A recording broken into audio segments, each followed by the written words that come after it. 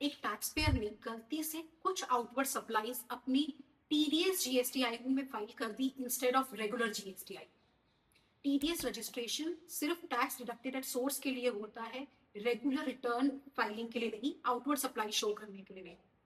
उससे हुआ क्या, वो जो उसकी आउटवर्ड सप्लाईज थी उसके जीएसटीआर 1 में नहीं शो करी, और टैक्स जमा करवाने के बाद भी उसका बेनिफिट उसका आईटीसी रेसिपिएंट को नहीं मिला। तो जब उस असेसी ने सुप्रिटेंडेंट को एप्लीकेशन लिखी कि हमें ये रिटर्न्स को अमेंड करने दो, तो सुप्रिटेंडेंट ने ये कहते हुए रिजेक्ट कर दिया कि जुरिस्डिक्शनल ऑफिसर के पास सबमिटेड रिटर्न्स को अमेंड करने की पावर नहीं है। त्रिपुरा हाईकोर्ट ने कहा ये बिल्कुल गलत अप्रोच है।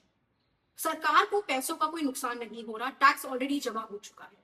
सिर्फ क्योंकि आपके जीएसटी पोर्टल में ऐसे करने में दिक्कत आ रही है, जीएसटी पोर्टल की कुछ लिमिटेशंस हैं, इससे आप असेसी को नुकसान नहीं होने दे सकते। उन्होंने सुप्रीम कोर्ट की एवरीडे टेक्नोलॉजीज की जजमेंट को रेफर करते हुए कहा सॉफ्टवेयर असेसी की ईज के लिए बनाया गया है, उससे उसे नुकसान हो इसलिए नहीं। तो आप अपने सॉफ्टवेयर को सूटेबली अमेंड करो, पर ये रिटर्न्स अमेंड होंगी।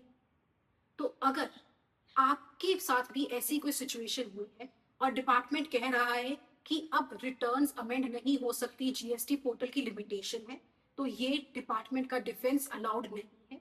सुप्रीम कोर्ट के बाद ये लॉ ऑफ द लैंड बन चुका है। ऐसी ही और जजमेंट्स के लिए हमारे पेज को फॉलो करें।